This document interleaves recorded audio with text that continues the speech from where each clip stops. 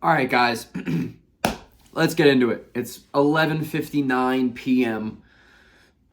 on a Tuesday. I just ate McDonald's. You can see it in the back. I'm drunk, and I really want to talk about the Sixers because this is a mental illness that I have that I can't just move on from this team at any point in my life. And of course, that the Sixers have to have the best season that I've seen in a while and give you the most optimism. So here I am, sitting in a chair, talking to a camera about the Sixers and how much I believe in them, even though every year they prove to me that I shouldn't believe in them. Let's get into it. Let's just talk about the trade deadline. Let's make it a short video. I mean, my brain's scrambled. I just have a lot to talk about.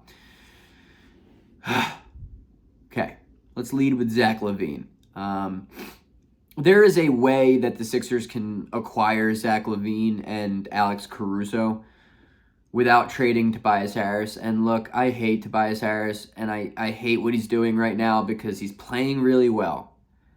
And the timing of it is perfect for Tobias Harris to stay here. But we all know Toby is a guy who is incredibly inconsistent, and he's either here or he's not. But at the end of the day, dude, I think Embiid likes him a lot, and I think that the Sixers like him, and I don't see him leaving. But there is a way to acquire LaVine and Caruso without trading Tobias Harris. That would require Robert Covington, Marcus Morris, and DeAnthony Melton, along with picks. And I don't think I'm entirely against that idea. Zach LaVine is on the first year of his 4-year contract extension, and he's going to make a ton of money. I mean, we're talking $50 million a year, bro. That's a ton of money. And I don't want to pay him that contract, right? I really, really don't. But I also see this season specifically after the 70-point performance Embiid just had, obviously. But I see this year as the year. And I'm done saying that. I promise to you, YouTube, I'm not going to say it anymore. But, this year's the year. It is. It has to be. And I think I'd be willing to pull the trigger on a LaVine-Caruso trade that sends out, Marcus Morris, Robert Covington, DeAnthony Melton, and a couple of first-round picks. And I'm willing to eat up that contract. I'm willing to be a bad team for the next decade if that means that the Sixers can win a championship. I don't care. I will do freaking anything that it takes to be good and to win a championship. It's all I want. It's all that the city of Philadelphia wants. It's all that Embiid wants, and it's all that he deserves. And I think if that is the piece, and it could very well be the piece to push us over the limit, I'm willing to do it. I think a core of Maxey, LaVine, Tobias Harris, Embiid, and Batum is championship level. You're holding on to a lot of pieces on the bench as well. I'm going to miss Marcus Morris. I like him a lot. But again, this is hypothetical. I think that's a deal you have to make. Other deals like DeJounte Murray, I've seen Atlanta today said that they were going to require 2 first-round picks and a starter level player. I don't know if he's too big of an upgrade over DeAnthony Melton to really justify that. I really like DeJounte, but I don't know if guard help is exactly the most needed field right now for Philadelphia. I may be wrong, really. I love Paul Reed, and I might be wrong, but I still believe when come playoff time, our biggest need is a backup center. And I saw that Philadelphia today might also be in the market of that, whether that's going to be in the buyout market. And I personally believe that historically, big men have always been the better players available in the buyout market. Maybe Andre Drummond, if Chicago decides to fire Sale or whatever the hell team he's on nowadays. I think that Philadelphia needs to go out and get a true backup big man, just a freaking rebounder. And I think Andre Drummond's always been that guy. I like Paul Reed, but I just don't think he's trustworthy when the playoffs come around. And I know he's had solid playoff performances now 2 years in a row, but he just hasn't had a big enough sample size for me to really be on board. And I don't particularly feel enthusiastic after watching the minutes that he's on the court. I really like the player he is, and I love the guy he is, and I really hope I'm wrong, but I don't see Paul Reed as the answer to the backup center for Joel Embiid. We need a guy who can continue to bruise down low. And Drummond, I'm telling you, dude, Drummond was perfect. He was perfect. And there's something about Embiid, who is a guy who's just an absolute tank, a monster of a human being, one of the biggest guys in the NBA, just physically and strength-wise. to be able to have him come off the court and for the opposing team to be like, okay, now we can relax. And I think they feel that sometimes with Paul Reed. But if you have a guy like Andre Drummond that can come in and just continue that same brute force mentality, they are going to exhaust the opposing defenders and the opposing rebounders and just the paint entirely. And I think the Sixers win games based off of the points in the paint. They always have. The Sixers are a team who dominates the paint, and very well should be, because they have, Joel Embiid. So I think the Sixers should really genuinely look for an answer at the backup five, whether that's Andre Drummond, whether that's whoever. I don't think Paul Reed is the answer. There are also guys like DeMar DeRozan. And DeMar DeRozan is a very interesting name for me because I genuinely like him a lot, and I think his fit in Philadelphia is... It's a chef's kiss. It really is. But I don't know what it would take to get him over here. I think he's on the expiring year of his deal. I could be wrong, truly.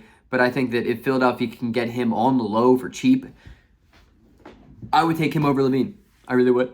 And I'm not saying that LaVine is better than him. Man, I should not have eaten at McDonald's. I am dying right now inside. Ugh. I'm not saying that LaVine's better than him. But I think that the fit with DeRozan in Philadelphia is better. Just a guy who you can rely on if Embiid's not playing well, if Embiid's not there 3 minutes or less in the fourth quarter. It's DeMar's sweet spot, man. That's where DeRozan goes to flourish, and that's a guy that we need. And I know he's a mid-range guy, and he's not like a crazy good three-point shooter, but he's improved. But he's also a guy who can find his own shot, and I think those Embiid-less minutes and even Maxey-less minutes, DeRozan's a guy, man. He's a guy. And he's one of the better ones available, and I really like him. Lauri Markkanen is highly unrealistic, like almost superbly unrealistic. I'm trying to say big words, but I just don't have them in me. I don't really read.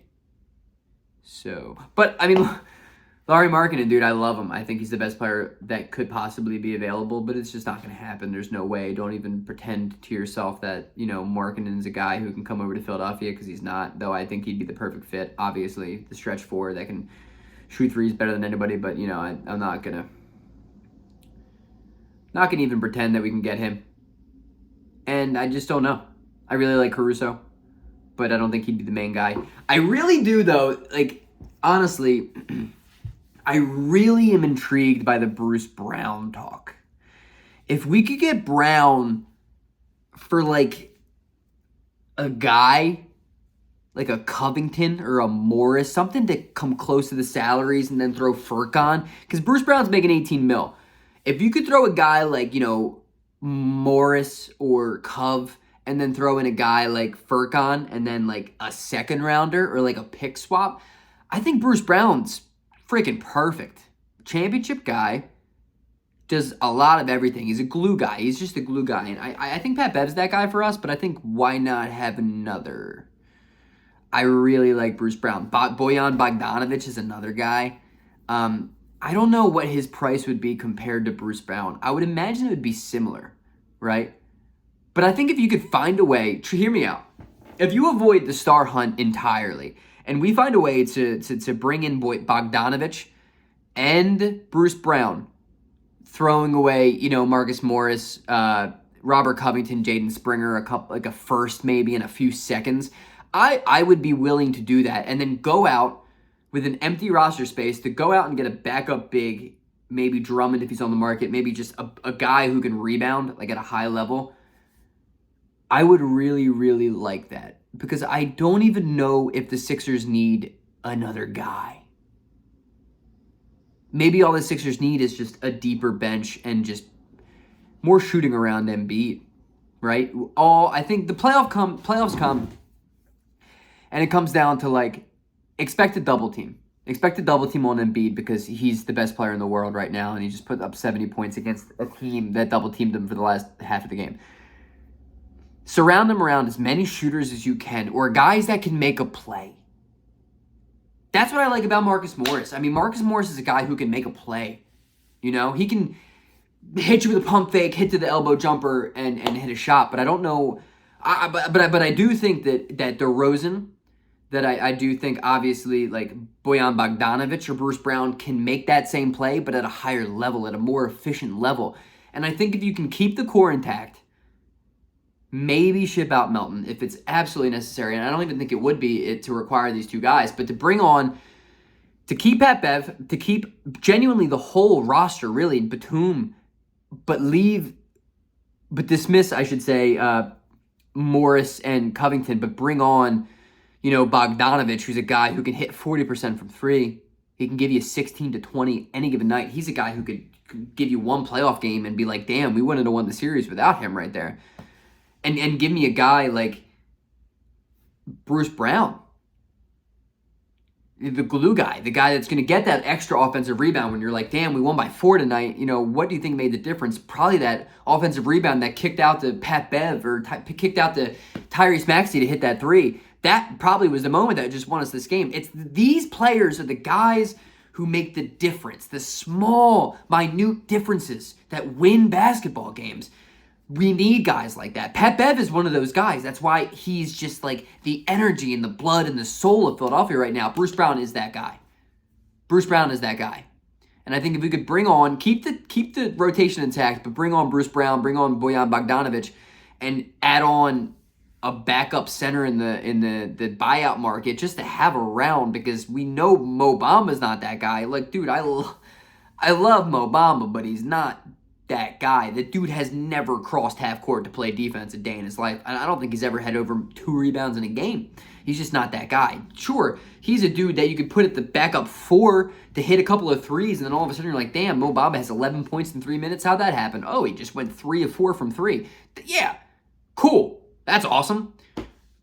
But we need a guy. We need just Philadelphia just fighting mentality. You know what I mean? And I think that's what the Sixers are so close to right now. And what I'm so excited about is that I'm interested to see what the Philadelphia 76ers are going to do, because I really believe we are a piece away, and we may not even be a piece away.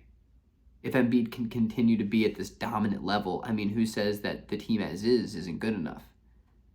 I don't think Philadelphia is going to sleep on their laurels and hold on to these first-round picks. I would be flabbergasted to see Philadelphia draft somebody with that Los Angeles Clippers pick, obviously. But I'm interested to see what Philadelphia does.